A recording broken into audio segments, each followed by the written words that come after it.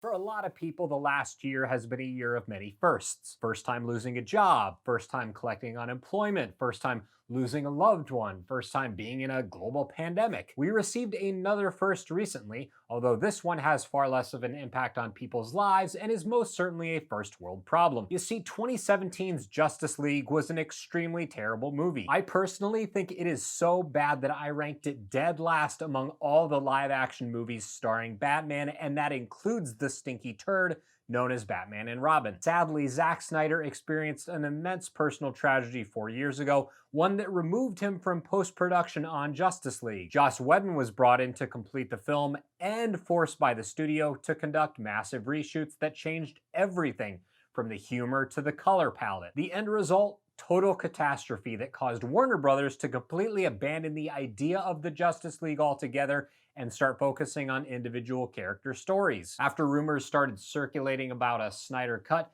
fans began to clamor for it all over the internet, with entire Reddit threads and posts and petitions dedicated to seeing his original vision through. Well, because it's 2021 and whoever yells the loudest on the internet seems to always get what they want, I present to you Zack Snyder's Justice League. Thank you so much for checking out the review. Before we get started, click on the red subscribe button and the notification bell. That way you know whenever I post a new video. Zack Snyder's Justice League isn't just the best of the three Snyderverse DC films. It's such a vast improvement over the original that it's flabbergasting to me that Warner Brothers even allowed the original to make it into theaters. This might actually be one of the most egregious examples of studio interference in the history of film. Whedon wasn't simply asked to oversee editing the shot film. No, he was asked to change entire characterizations, remove whole plot lines, insert new threads, inject unnecessary humor, and basically gut the project from stem to stern. He was asked to do this while being provided with a non-negotiable 2-hour runtime. Instead of costly reshoots and a final product that fails on every single level, they should have just, released this movie. Warner Brothers has essentially put themselves into a lose-win-lose situation over the last 4 years. They lose because they put out the theatrical cut of Justice League. They win by giving us the Snyder Cut, but they also lose by giving us the Snyder Cut and proving their utter incompetence. I read something prior to the release of the extended version that the studio executives were also displeased with this version of the film. Guys, you saw Man of Steel. You saw Batman v Superman, and you saw both versions of this movie. There's no argument to be made here. This is the only way to watch Justice League. Does that magically transform Zack Snyder's Justice League into an Oscar-winning film?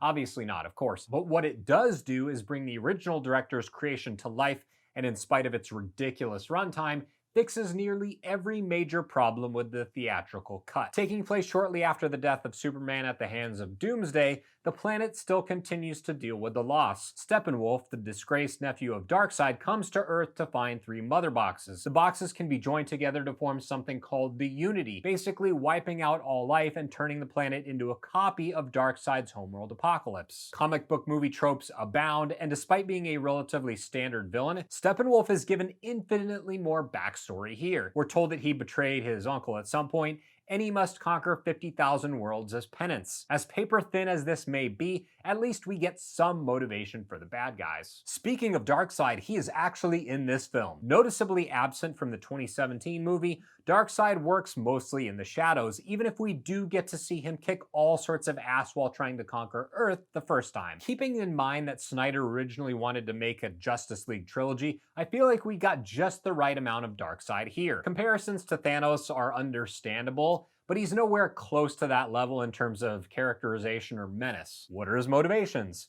Murder and conquest, baby. Murder and conquest. As nice as it is to see the big bad guy, the treatment for the good guys is far and away the best part of Zack Snyder's Justice League. Almost everyone here gets massive sweeping improvements to their backstories. These improvements come in the form of better written scenes and meatier dialogue, removed humor, and longer fight sequences. The two characters that get the least amount of new characterization are Wonder Woman and Aquaman. While Wonder Woman's bank attack sequence is like 5 times longer, Arthur Curry changes very little from his theatrical counterpart. These might sound like complaints, but they really aren't. Both of these characters received solo films after 2017, so they were fleshed out elsewhere. The Flash. Man, where do I even start with this guy? Getting a completely different introduction doesn't do much to change the character, but treating Barry Allen with more respect does wonders for the quality of the story. Instead of coming off like a coward, he's just as willing to dive in and fight as everyone else. He also has additional powers from the comics, and when he turns back time, it's one of the biggest stand-up and cheer moments we get.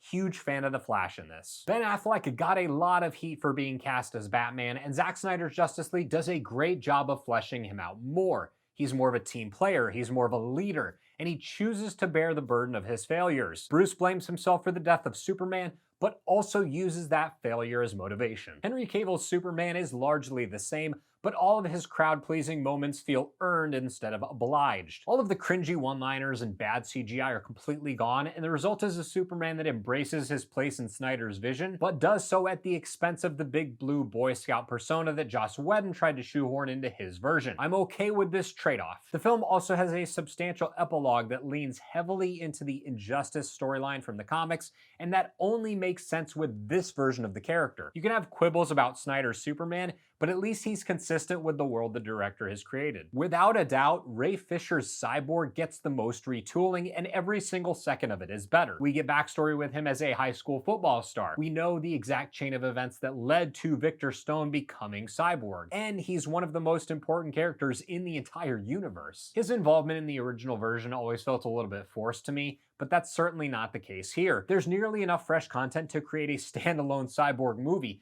and Snyder's version of Victor is infinitely better than what we got from Whedon. A huge part of the reason that Cyborg works is the fleshed out relationship with Victor's father, Silas Stone. Joe Morton does fantastic work, and I was genuinely excited to see that relationship unfold. I was expecting to see a better version of Cyborg, but I was not expecting Victor and Silas to become two of my favorite characters in the story. Zack Snyder's Justice League doesn't just have a better story and characters, the action sequences are more involved, the musical score more consistent, and it's somehow way more fun. Warner Brothers hired Joss Whedon with the mandate to lighten the tone of the original, but by doing so made it way too obvious. The Snyder version ultimately succeeds because it does have fewer humor beats, but those that are here are far more genuine. There are a handful of Whedon gags cut that I missed a bit, but their loss amounts to nothing compared to what we gain overall from the original vision. While I found this movie to be a vast improvement, it's certainly not without its flaws. Snyder still lingers on shots way too long,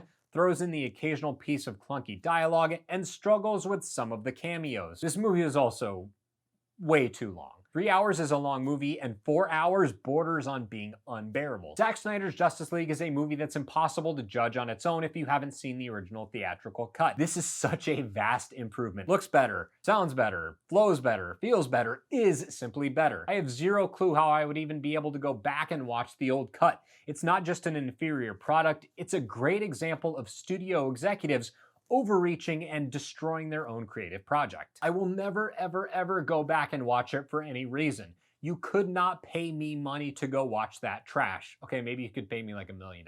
But I would fork over 30, 40 bucks without hesitation to see Snyder's awesome vision on the silver screen. This isn't like Ridley Scott's Blade Runner or Alien director's cuts or the Richard Donner Superman 2. This is a completely different vision that has much in common with its predecessor, but is both unique and superior in every possible way. This is an experience that's very good and might actually be great. In spite of its brutal length, Zack Snyder has accomplished something spectacular, and all of us are better for it. Thank you so much for watching the review. If you liked it and you found it helpful, please consider subscribing to the channel. You can also like and share the video since that helps the channel grow. Sound off down in the comments. Let me know what you think of Zack Snyder's Justice League, and I will see you next Wednesday at 9 a.m.